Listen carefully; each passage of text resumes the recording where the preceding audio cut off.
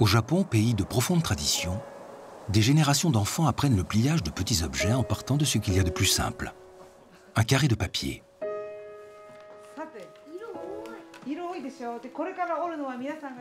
Le plus connu de ces papiers pliés est sans doute la grue. L'élégante grue japonaise devenue symbole du pays lui-même, mais aussi de cette pratique du pliage appelée origami. En japonais, ori signifie le pli et kami, le papier. Au fil du temps, la pratique de l'origami s'est élevée au rang d'art véritable, portée par la spectaculaire inventivité de ses grands maîtres. Mais depuis un quart de siècle, le petit monde de l'origami s'agite et s'élargit comme jamais auparavant.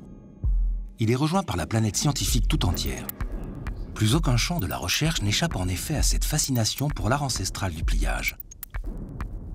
Au carrefour de l'art et de la géométrie, l'origami s'invite dans tous les domaines de nos vies. Et en explorant les systèmes de plis tout autour de nous, les chercheurs découvrent que la nature elle-même est sans doute le plus grand origamiste. La compréhension de ces mécanismes pourrait même nous apporter davantage qu'une simple évolution technologique. Une nouvelle conception de l'organisation des formes dans la nature. Une nouvelle vision du monde révélée par les origamis. La révélation d'un monde en plis.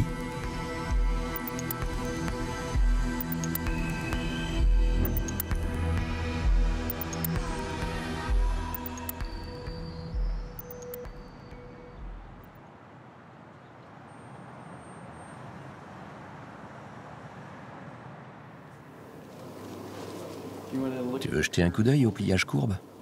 Waouh! T'as vu cette pieuvre? Le détail des ventouses sur les tentacules, c'est très réaliste. Eric et Martine de Maine admirent les splendides origamis exposés à la Convention internationale Tanteidan à Tokyo.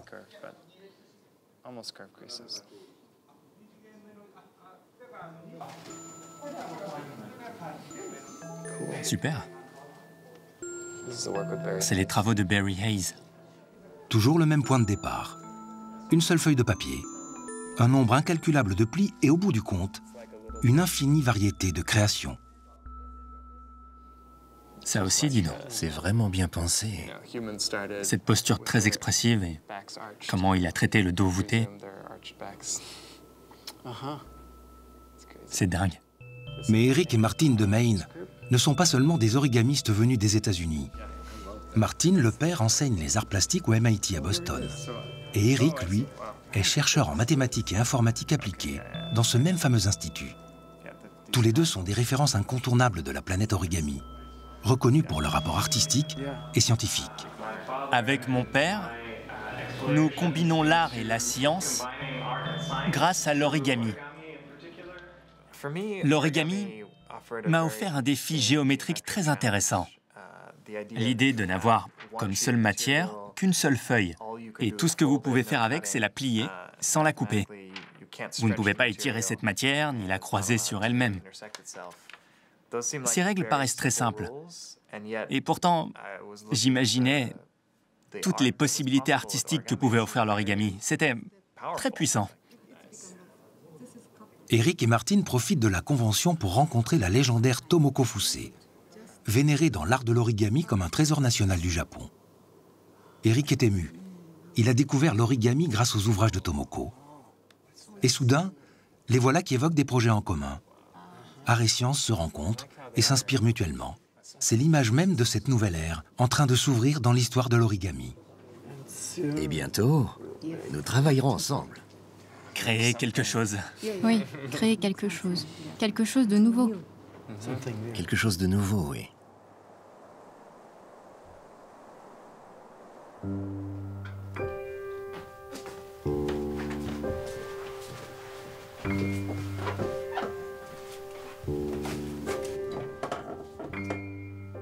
Depuis sa maison traditionnelle, accrochée à une montagne de la préfecture de Nagano, Tomoko Fusé réfléchit, plie, invente de nouveaux types d'origami. Dans le calme, elle apporte patiemment sa modernité à l'art du pliage.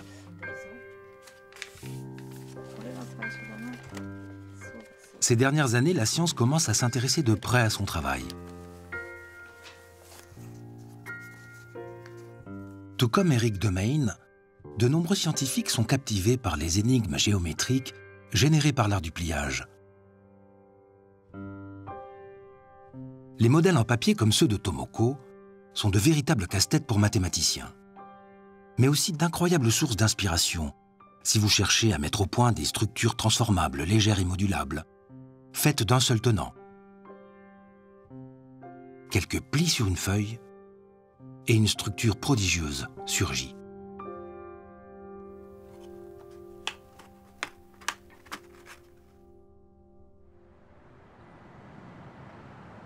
Au nord du Japon, l'université d'Hokkaido disparaît sous le givre et la neige.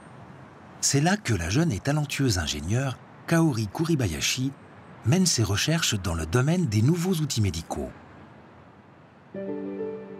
Inspirée par une création de Tomoko Fusé, Kaori a eu l'intuition qu'un origami pouvait améliorer l'un des outils incontournables dans le traitement des maladies cardiovasculaires, les stents, ces petites prothèses insérées dans une artère afin de la rouvrir mécaniquement et lui redonner un diamètre normal.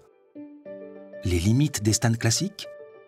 Ils combinent plusieurs matériaux dont du métal et demandent des manipulations délicates pour être correctement installés. Le stent de Kaori simplifierait tout ça. Je cherchais un modèle particulier qui pouvait changer de diamètre. Vous voyez là, quand on le replie comme ça, le diamètre est vraiment petit. Mais quand on élargit le diamètre, ça le rend plus grand. C'est vraiment ce que je recherche. Nous pouvons le mettre à l'intérieur de notre corps, comme ça, en utilisant un cathéter. Et ensuite, une fois qu'il a atteint une certaine position, nous pouvons l'ouvrir comme ceci. Le stent origami serait d'un seul tenant et fait d'une matière se dilatant à la température du corps. Une fois libéré et en position, le stent se déploierait sans aucune manipulation. Nous devons donc avoir ce modèle en particulier, ce modèle d'origami, pour produire ce nouveau type de stent. Ce schéma de pliage est appelé Pineapple Pattern ou encore concombre de mer. C'est une seule feuille de papier avec tous ces plis à effectuer.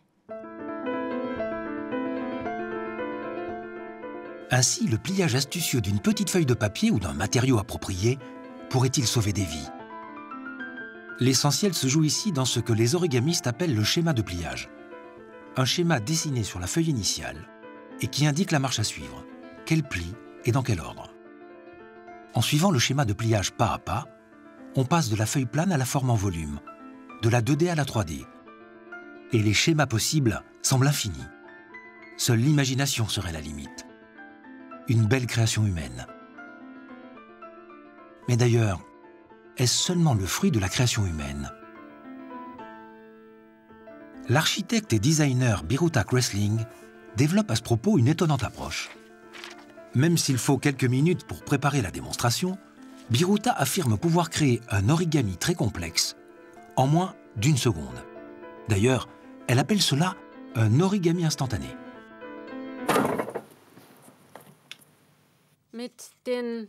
Avec les cônes en papier que nous avons compressés, nous avons créé un modèle d'origami instantané, une structure pliée qui se produit automatiquement sans aucune intervention particulière, spontanément en 1 seconde. Ce cône de papier écrasé suit une spirale logarithmique qui est typique dans la nature, lors des phases de croissance pour tout ce qui se développe en forme de tube ou de cône, comme les pommes de pin. Grâce à cette expérience, Biruta Kressling nous révèle que le pliage semble être au cœur de l'organisation naturelle de la matière. Et il ne s'agit pas d'une coïncidence isolée. Biruta a trouvé quantité de ces origamis instantanés, suivant différents schémas de pliage. Qu'il s'agisse de géométrie complexe ou bien de la plus élémentaire simplicité, c'est bien la nature, l'origamiste. Je regarde la végétation naturelle là, qui maintient le talus. Et donc il y a une diversité incroyable. Et donc c'est des sources d'inspiration. On voit des plis, effectivement, du plus simple ici sur certaines graminées qui sont structurées autour d'un seul pli. qui leur donne quand même une structure. Voilà, on appellerait ça du froissage parallèle, avec des lignes qui sont parallèles tout le long. Là, c'est un peu tôt encore, mais enfin bon, les plis, on les voit déjà. Hein. On voit la naissance de tout ça. Depuis son atelier sur les flancs d'un vallon de Corrèze, Vincent Floderer observe la nature tout en explorant les frontières de l'origami depuis déjà 2 décennies. Et il a découvert une façon surprenante de plier le papier, en le froissant. Ce qui implique quelques libertés avec le dogme de l'origami traditionnel. Origami, ça veut dire papier plié. Je fais rien d'autre que plier du papier, y compris quand je le froisse. C'est-à-dire qu'on fait un pliage avec beaucoup de plis. Un froissage, c'est un pliage qui comporte des centaines, des milliers, des millions de plis dans certains cas. Donc c'est difficile de dire à partir de quelle limite c'est un pliage ou ça n'en est pas. C'est-à-dire que c'est quoi? C'est 100, c'est 200, c'est 1000, c'est 2000 plis. C'est quoi? De toute façon, c'est de même nature, il s'agit de plis. Les papiers froissés de Vincent, avec leurs milliers de plis, sont venus conforter l'évidence d'un lien, celui entre plis et nature. Bien sûr, un champignon ou une pomme de pin, c'est un peu plus que du papier plié. La nature ne plie pas forcément comme Vincent. Mais les analogies de forme, de texture, sont troublantes. J'ai un exemple dans les mains, là, c'est pas mal. Pour moi, ça, c'est une suite de rectangles, voilà. Donc ça ressemble quand même étrangement à un cône, un strobile, on dit, de pommes de pin. Ça fait même un peu le bruit quand on l'écoute. Et voilà, si je déplie ce modèle... Voilà, j'ai une suite de rectangles. C'est une pure construction géométrique qui va s'auto-organiser de cette façon-là. Toute cette technique de froissage est basée là-dessus. Donc ici, ça ressemble furieusement aussi à une éponge. Hein. Ce sont des formes donc, qui sont élastiques, qui sont modulables. Et pour moi, ça, c'est une suite, en fait, c'est un pavage d'hexagones. Ça permet d'évoquer des questions comme celle qu'on appelle le phénomène de convergence, où on va retrouver, par exemple, dans 2 milieux totalement opposés, par exemple, le milieu marin et le milieu forestier, on va retrouver des formes qui sont similaires. Certains coraux, par exemple, ressemblent beaucoup à certains lichens ou à certains champignons. Ils ont exactement la même structure. Ils ne sont pas faits avec le même matériau, mais ils ont la même architecture, on va dire. Question vraiment d'architecture aussi dans ce domaine. Il semble donc qu'il existe une architecture naturelle reposant sur le pli. Mais si tel est le cas, pourquoi ce recours au pli? Quel avantage la nature aurait-elle à pratiquer l'origami? Et comment peut-elle produire des schémas de pliage aussi complexes? Tout comme le nord du Japon, Boston est encore sous plusieurs mètres de neige quand nous rencontrons le professeur Mahadevan. Il nous conduit au cœur de l'arboretum d'Harvard, où il espère nous montrer les repliements de certaines feuilles d'arbres en cours de croissance.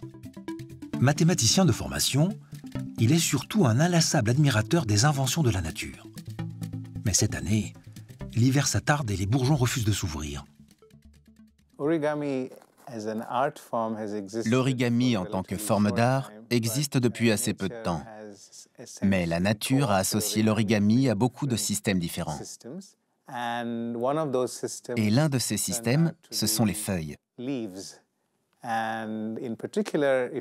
Et particulièrement, si vous regardez les feuilles de charme ou de hêtre, vous voyez que ces feuilles sont essentiellement fermées dans leurs bourgeons d'une manière semblable à l'origami.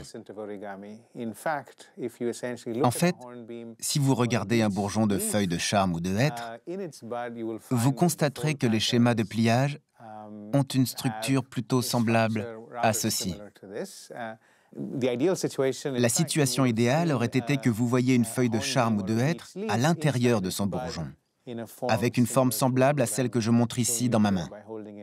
Si j'avais ouvert le bourgeon, je me serais attendu à voir une petite version de cela.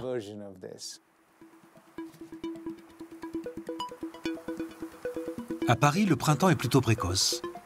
Et il permet à Biruta Cressling d'admirer le déploiement des feuilles de charme et de tant d'autres espèces que Mahadevan cherchait dans le froid de Boston. Voilà qui confirme les hypothèses des chercheurs quant au schéma de pliage utilisé par la nature en pareil cas. Un type de pli en particulier est omniprésent, Il s'agit du Miura-ori, selon le nom du maître japonais de Biruta, le professeur Koriyo Miura, qui fut le premier à le mettre en lumière. Et ce Miura-ori semble rencontrer un succès fou dans la nature.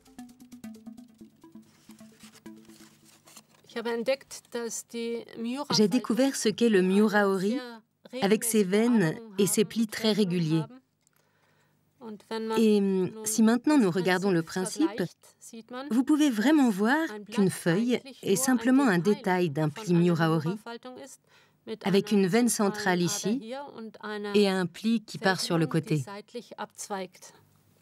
Mahadevan s'élance vers le tableau noir pour montrer comment la nature joue les origamistes en parvenant à plier du Miura-ori. Envisageons la feuille comme une surface relativement fine. Et maintenant, elle grandit. Elle grandit, potentiellement dans les deux directions. Donc si elle grandit dans les deux directions, la feuille grandit plus vite que son support, son substrat. Si elle grandit plus vite que son support, comme je vous le montre là avec ces flèches roses, alors le support compresse la feuille. Il y a alors deux possibilités.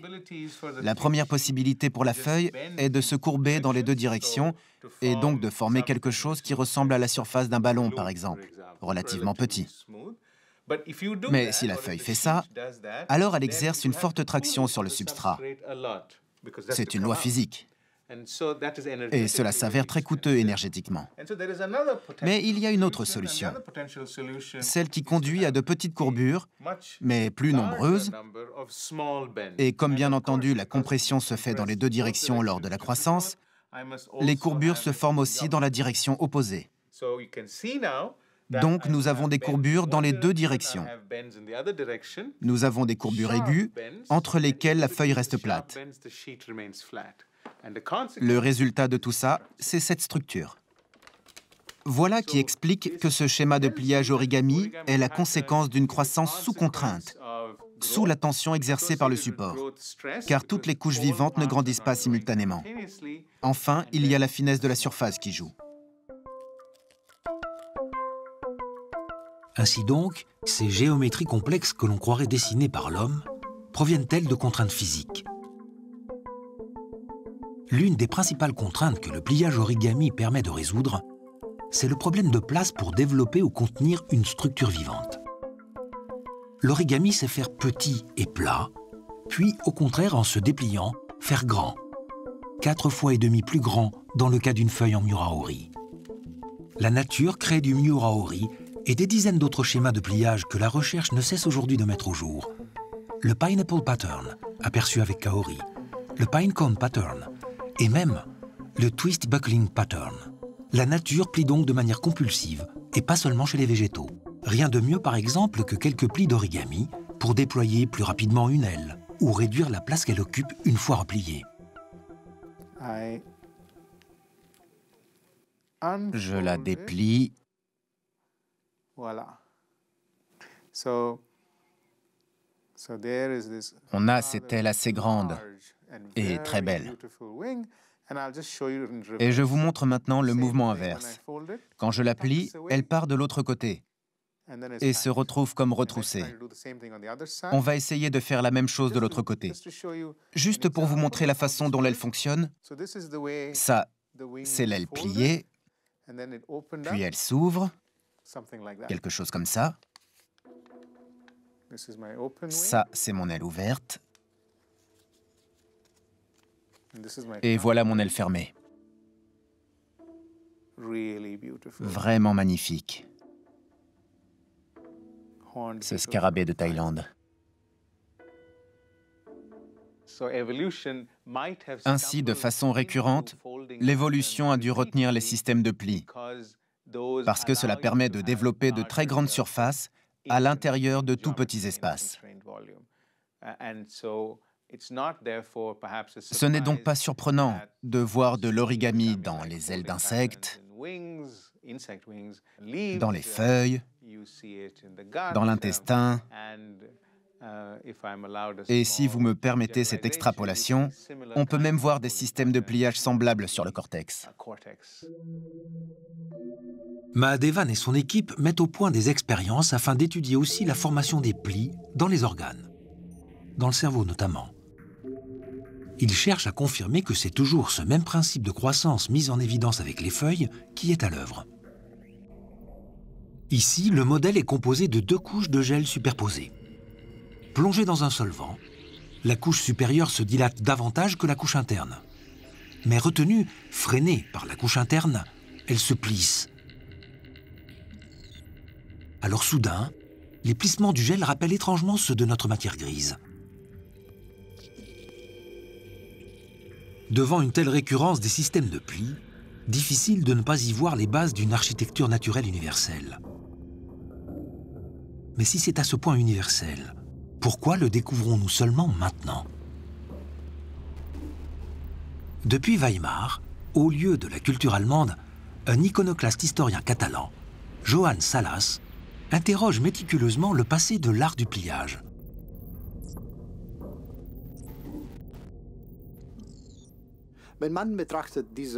Lorsqu'on regarde de près cette bibliothèque, cette collection de documents dans plus de 30 langues, vous vous rendez compte que l'art du pliage a eu des développements très différents quant aux matériaux, aux schémas de pliage, aux formes, aux modèles, à l'esthétique. Il n'existe pas un inventeur de la technique de pliage. C'est juste que c'est dans la nature. Et les gens ont voulu découvrir la nature. Et ils ont mis en œuvre leur propre technique de pliage, les ont développées et personnalisées. Et en réalité, ce processus a eu lieu dans chaque nation, dans chaque culture, pas dans une seule. Tout comme le papier ne vient pas uniquement de Chine, l'art du pliage ne vient pas uniquement du Japon. Il suffit à Johann Salas de choisir un livre de sa collection pour contrecarrer les idées reçues. Comme croire cet art indissociable de l'Asie, alors qu'il connaît aussi un développement considérable en Europe centrale dès la Renaissance, et même avant. Croire aussi que l'art du pliage a attendu le papier pour s'exprimer. Avant que le papier ne soit arrivé en Europe, les gens ont beaucoup plié sans papier. On a utilisé d'autres matériaux, par exemple le cuir, mais aussi le lin, des tissus de toutes sortes. Ça a été un échange culturel entre les différents pays en Europe, et cela depuis l'Antiquité. Les Égyptiens, les Grecs, les Romains se sont échangés non seulement les matériaux, mais aussi les techniques de pliage, les éléments symboliques et conceptuels, et ils les ont améliorés. Ce savoir a été transféré d'un pays à l'autre depuis des siècles. Ainsi, les hommes ne cessent-ils d'explorer la géométrie du pliage. Quelles que soient les communautés humaines, son esthétique et sa complexité requièrent un haut niveau de connaissance. En acquérir la maîtrise confère autorité et pouvoir. Car maîtriser la complexité du pliage, c'est chercher à égaler la nature, se mesurer à elle, en maîtriser les lois fondamentales. Même inconsciemment, les maîtres contemporains de l'origami ne sont-ils pas portés par ce même désir? Maîtriser les lois du pli, au moins aussi bien que la nature. Mais de quelle manière relève-t-il aujourd'hui ce défi? Demandons à l'un des pionniers de la révolution scientifique de l'origami, le mathématicien et plieur infatigable, Robert Lang. Son propre lien à la nature, il le régénère en arpentant les chênaies de sa vallée californienne.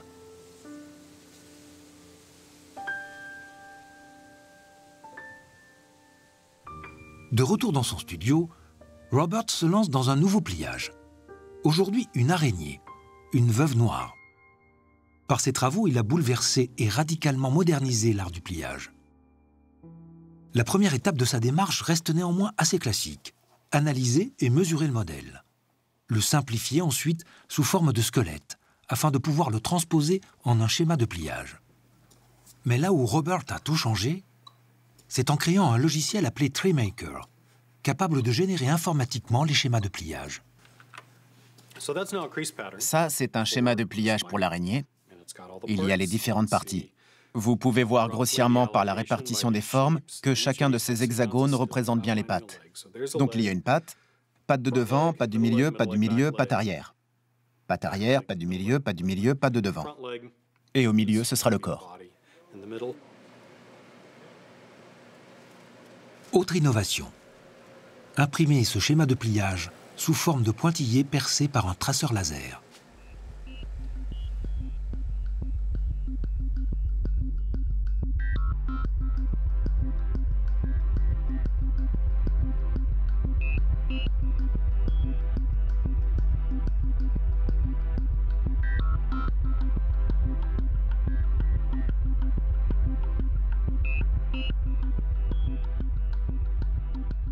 C'est en suivant ce tracé que Robert va pouvoir préplier l'ensemble de la forme.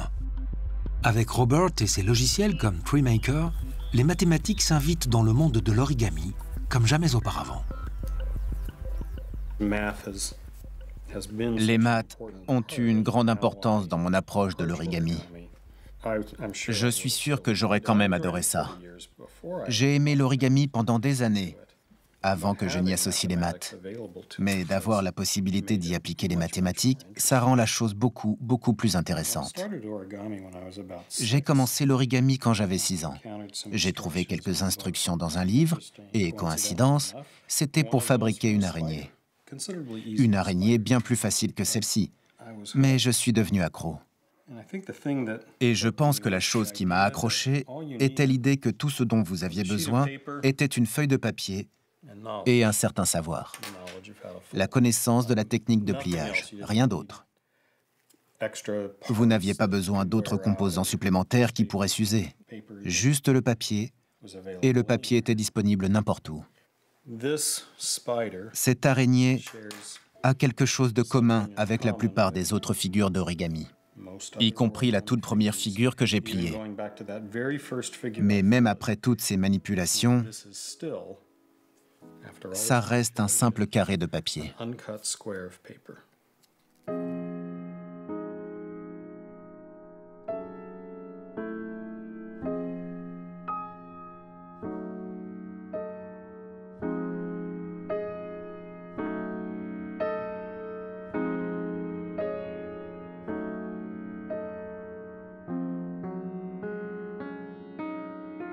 Robert Lang a ouvert la voie en créant les premiers algorithmes de pliage, les premiers outils informatiques qui offrent un énorme gain de temps et la maîtrise de cette incroyable complexité.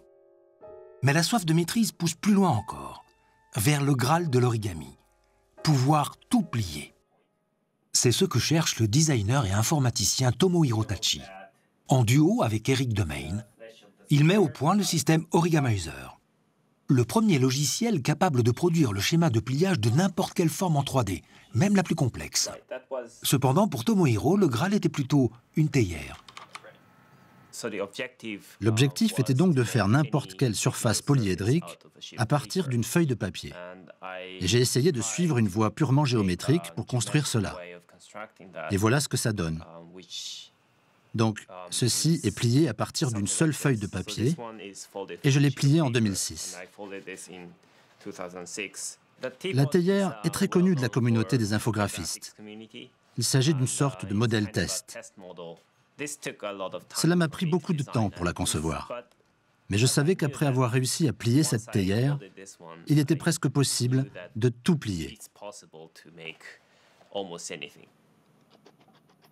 Alors, lançons Origamizer.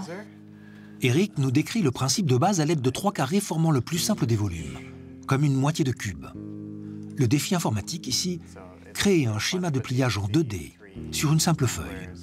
Un schéma qui organise le papier de sorte qu'une fois plié, seule la forme désirée est apparente. La matière en trop est cachée. J'ai imprimé ce modèle. Il ressemble à ça. J'ai changé un peu les couleurs. Donc nous avons les 3 carrés et nous avons quelques plis pour se débarrasser de la matière au milieu. Faisons un peu de pliage. Alors, l'idée principale est assez simple. Nous plions le long de ces bissectrices pour mettre les 2 bords des 2 carrés ensemble. quelque chose comme ceci. Les 2 carrés sont bons. Rassemblons les 3 à la fois, c'est un peu plus délicat.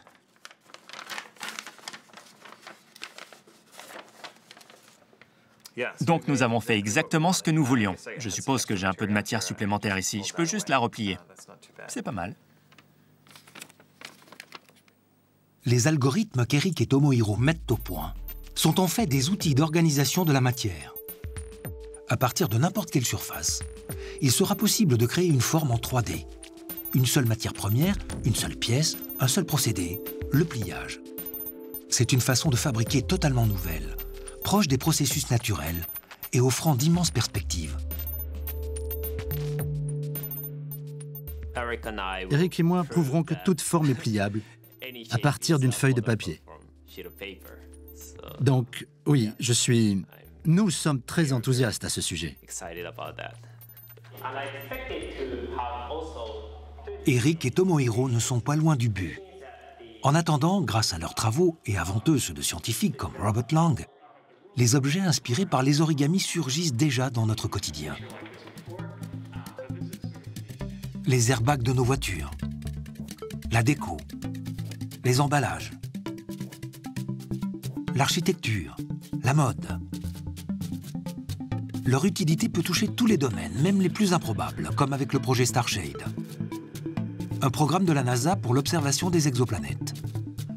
Le déploiement d'un disque de 35 mètres de diamètre bloquera la lumière des étoiles autour desquelles gravitent les exoplanètes, améliorant ainsi leur détection par les télescopes spatiaux.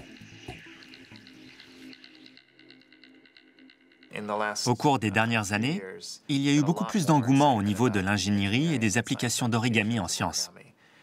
Vous pouvez faire des structures fonctionnelles qui changent fondamentalement leur forme, partant d'une chose plate ou d'une chose complètement pliée, et étant capables de se déployer dans des tailles différentes ou de changer complètement leur structure, passant d'une forme à une autre en se pliant.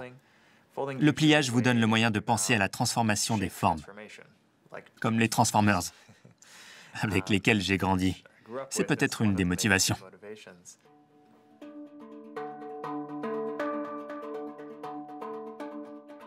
Le défi de la maîtrise du pli est en passe d'être remporté.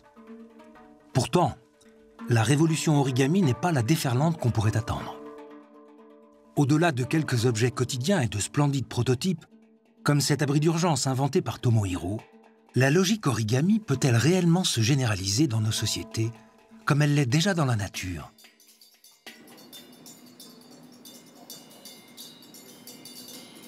Yves Klett, de l'Institut de design aéronautique de Stuttgart, y croit.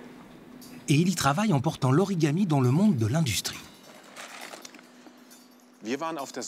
Nous étions à la recherche de nouveaux matériaux pour les applications qu'on appelle sandwich, des applications à structure légère. Et nous avons trouvé ces structures qui sont inspirées par l'origami. Elles sont idéales pour des applications de type sandwich. Une construction de type sandwich ressemble à ceci. Nous avons 2 couches extérieures, et dans ce cas, nous avons un noyau plié entre les deux. Et ce que nous gagnons est énorme en termes de solidité. Nous avons une structure très légère qui peut résister à des charges très élevées. Je ne peux désormais plus écraser cette partie, alors que le noyau en tant que tel pourrait s'avérer fragile. Avec cette combinaison, nous obtenons des composants très très légers et très résistants. Avec quelques plis astucieux, vous pouvez concevoir une structure qui peut résister à plusieurs tonnes avec un simple morceau de papier.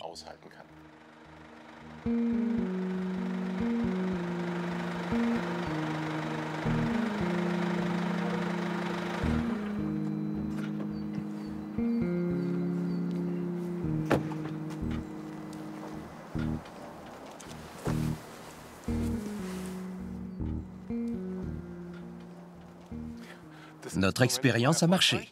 On a pu rouler sur seulement quelques grammes de papier avec une voiture. Et cela montre que notre idée d'utiliser de l'origami pour des constructions légères fonctionne véritablement. C'est vraiment surprenant ce qu'on peut faire avec juste quelques grammes de papier, en sachant que cette structure est capable de supporter un poids bien plus élevé encore. En nous aidant à construire léger et résistant, l'origami pourrait en effet jouer un large rôle dans les technologies innovantes. Mais il souffre d'un lourd handicap pour son industrialisation, la nécessité de la main humaine pour le pliage. Yves Klett en a bien conscience et tient peut-être la solution. Solution qu'il garde d'ailleurs en partie secrète. Ce qui est très intéressant avec l'origami, c'est que vous pouvez réaliser théoriquement tous les objets que vous voulez, un nombre incalculable de structures différentes. Mais toutes ces structures ne sont pas adaptées à l'heure actuelle à une utilisation industrielle. Pour l'automatisation, la structure doit être plus ou moins uniforme. Je ne peux pas produire des plis différents partout. J'ai forcément besoin d'une structure qui se compose toujours des mêmes éléments, des éléments récurrents dont je peux automatiser la fabrication. Et voilà pourquoi nous travaillons avec des trames qui sont très régulières. Elles sont constituées de cellules unitaires simples, très simples même. Des éléments qui seront ensuite répétés encore et encore. Ceci est le seul moyen pour que les structures soient produites efficacement et automatiquement.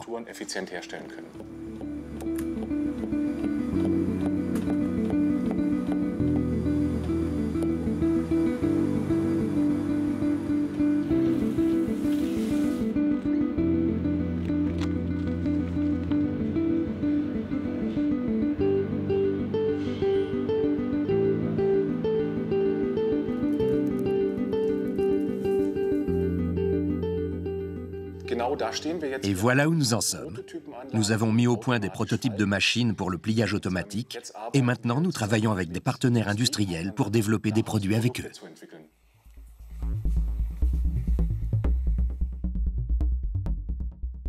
Ainsi sommes-nous en passe de savoir tout plier, même à échelle industrielle si besoin. Mais sommes-nous pour autant aussi efficaces que la nature en matière de pliage? Peut-être pas tout à fait. Car la nature garde un avantage. Elle assemble et plie automatiquement, pourrait-on dire. Et là, difficile de rivaliser.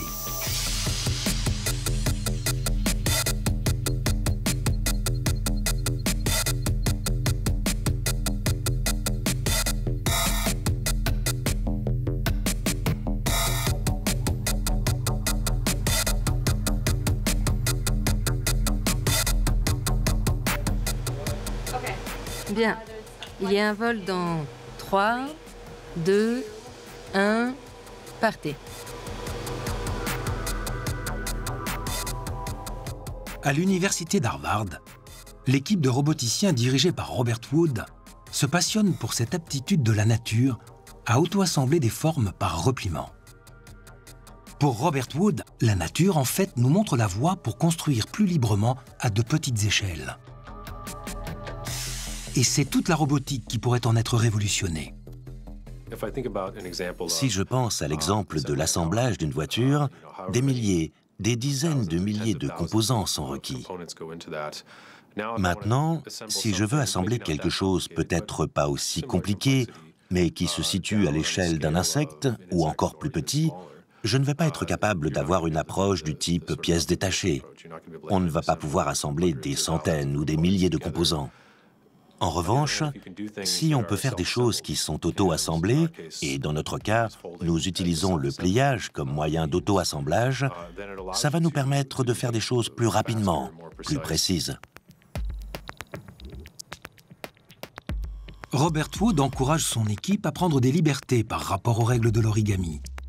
Il invite à pratiquer quelques coupes et à empiler les pliages. Les possibilités se décuplent alors. Et un peu comme la nature ferait éclore une fleur ou s'animer un bourgeon, le corps d'un mini-robot se déploie, simplement par changement de température ou passage d'un courant électrique. Les moyens diffèrent de ceux de la nature, mais la logique reste très proche. Maintenant que nous avons la capacité de fabriquer de petites choses actionnées et articulées comme le RoboBee, nous pouvons appliquer ces techniques à d'autres domaines. L'électronique grand public, par exemple, ou la robotique chirurgicale, c'est-à-dire des endroits où on voudrait des dispositifs de petite taille, ou des choses jetables bon marché, un prototypage rapide, etc. Ce qui nous motive vraiment, c'est ce genre de domaine d'application. Robert Wood fait donc se rencontrer robotique et biomimétique grâce à la maîtrise de l'auto-repliement. L'un des derniers nés du labo en témoigne. Découpé dans une seule feuille en polymère, ce robot s'auto-replie à l'aide de charnières actionnées par augmentation de température. Quand il a atteint sa forme définitive, ces petits moteurs embarqués s'activent d'eux-mêmes, anime ses pattes et il part en vadrouille. Le petit robot a fait le tour de la planète, au moins sur Internet, tant il a bluffé la communauté des chercheurs. La nature construit en pliant. Et avec l'origami, nous apprenons donc à faire de même. Ce n'est que le début d'un processus, mais force est de constater qu'on ne se débrouille déjà pas si mal. Le biologiste Ivan Huck considère néanmoins qu'en matière d'autorepliement inspiré par la nature, il est possible d'aller beaucoup plus loin qu'on ne l'imagine. Car si la nature construit en pliant, nous n'avons peut-être pas réalisé à quel point et surtout jusqu'à quelle échelle. Ivan n'est pas un bricoleur du dimanche. Il dirige l'Institut européen de chimie et de biologie installé à Pessac, près de Bordeaux. Avant de rejoindre son labo, il est venu chercher de quoi nous montrer combien la vie est une affaire de plis. Ça peut paraître étrange, mais pour Ivan, différentes charnières accrochées à la suite les unes des autres fournissent un exemple simple et parlant des mécanismes essentiels du vivant.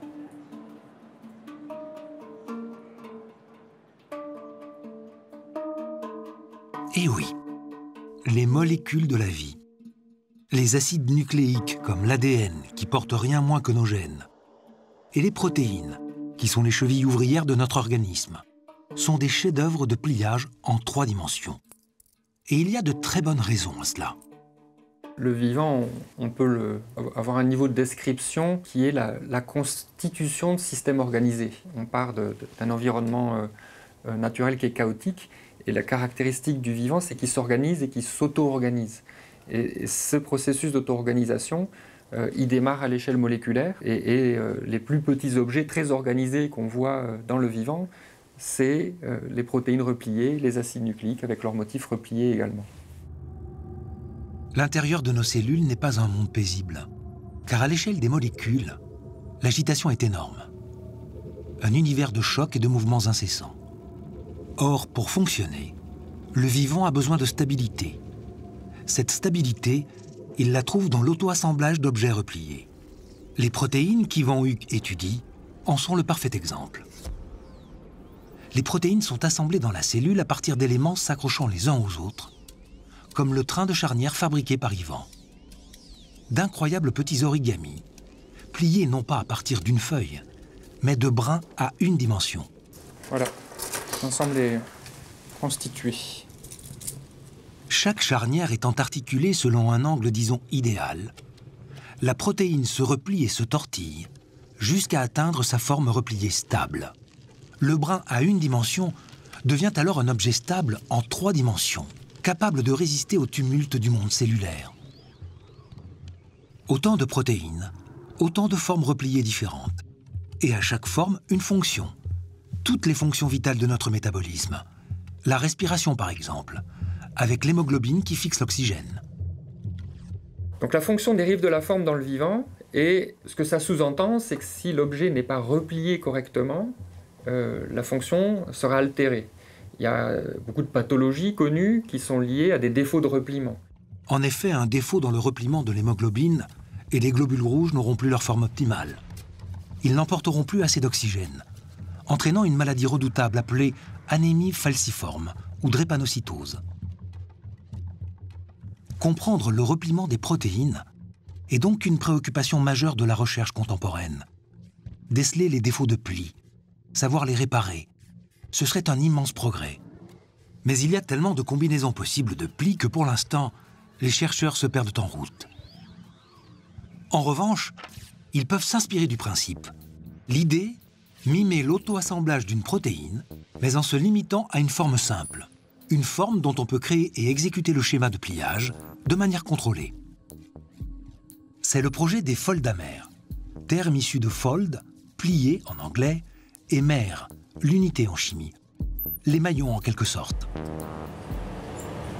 Donc là, on est en train d'assembler des foldamers. Le processus passe par l'activation des maillons un par un pour les accrocher à la chaîne. Et de cette façon-là, on peut avoir des maillons qui sont tous différents les uns des autres. C'est surtout une gestuelle, c'est de la manipulation, c'est vraiment fait à la main. Néanmoins, les propriétés des objets qui sont fabriqués sont extrêmement sophistiquées.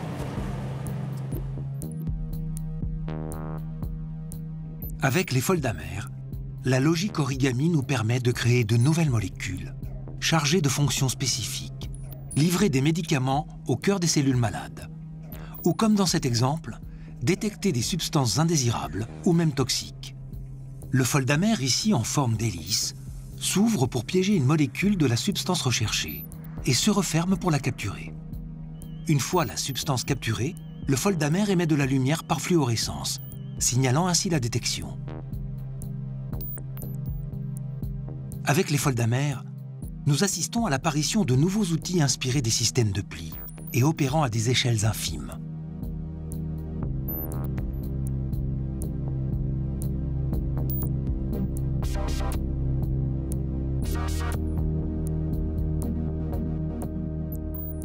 Nous attendions-nous à débusquer la logique origami à une si petite échelle? Le pli est au cœur de la vie. C'est en quelque sorte son mécanisme fondamental. Et cela, quelle que soit l'échelle à laquelle nous observons.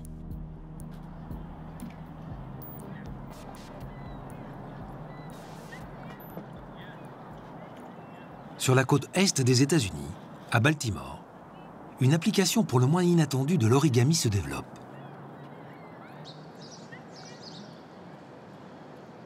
Un astrophysicien de l'université Johns Hopkins, Mark Neerink, met au point un nouveau modèle pour expliquer les structures de l'univers.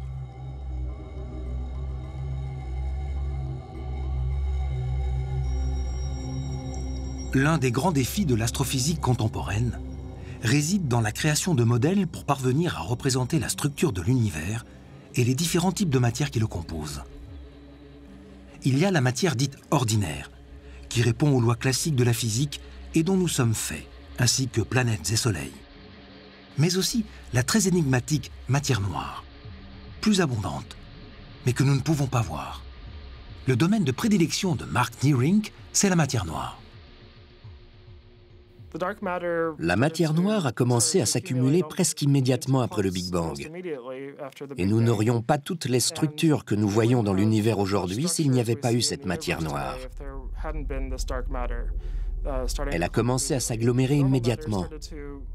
La matière ordinaire a commencé à former des structures basées sur la matrice, le squelette que la matière noire avait laissé. Donc la matière noire est vraiment à la base de la compréhension des structures que nous voyons aujourd'hui, à l'exception de ce qui se passe à l'intérieur même des galaxies, où la matière ordinaire joue évidemment le rôle principal. Mark cherche à modéliser le réseau de matière noire qui structurerait l'univers, avec ses filaments tissés dans les immensités cosmiques et ses points de chevauchement, des nœuds au sein desquels la matière ordinaire s'est concentrée. Pour figurer la dynamique des filaments de matière noire au niveau de ces nœuds, Mark utilise des formes géométriques, en l'occurrence des polygones qui se superposent. Au centre, une structure triangulaire apparaît. Or, inspiré par les origamis, Mark a découvert qu'un pliage en torsion restitue idéalement le mécanisme de ces nœuds de matière noire. Avec un pli en torsion, vous avez de petits polygones, disons un triangle. Ainsi, ici nous avons un triangle et passer de l'état déplié à l'état plié, cela implique de tordre le triangle. Bien que ceci soit une structure de matière noire, il y a aussi accumulation de matière ordinaire dans sa direction. Donc la galaxie se formerait ici. C'est assez simple. Je pense que c'est très prometteur parce qu'on peut fabriquer un modèle de l'univers. On peut plier notre propre univers. C'est une approximation crédible qui permet de montrer que l'univers se forme selon un modèle origami. La façon dont les éléments du cosmos tournent est très explicite avec un tel modèle. Nous voyons dans l'univers que les galaxies voisines ont tendance à être en rotation dans un même sens. Et c'est ce que montre ce modèle origami.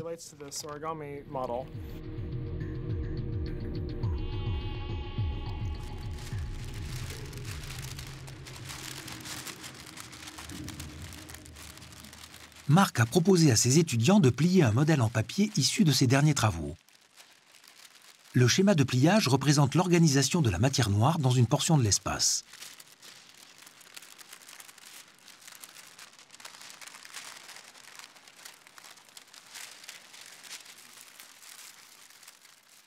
Les points figurent les galaxies. Là où sont les plis en torsion, il y a accumulation de matière noire et donc un plus grand nombre de galaxies. Le modèle reproduit également avec justesse le sens de rotation des galaxies et leurs interactions.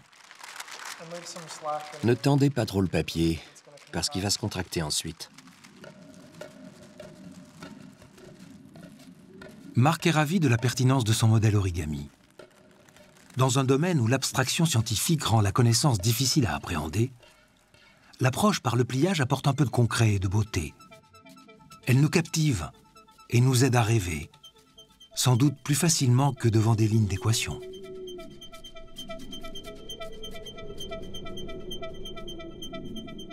Voyager dans la logique origami nous offre des clés fondamentales pour la compréhension de l'univers. Des immensités de l'espace jusqu'au cœur de nos cellules. Ce voyage est initié par un mariage inédit entre l'art et la science. Comment imaginer que le pliage d'une simple surface plane nous porte vers la découverte d'un code universel de la nature? Pourtant, quelle que soit l'échelle à laquelle nous les observons, les systèmes de plis sont à l'œuvre. Ils nous aident à comprendre comment la nature se structure et s'organise, comment le vivant se développe et se maintient. Nous nous en inspirons pour créer et construire un peu à sa manière, à mesure que se révèle à nous notre monde en plis.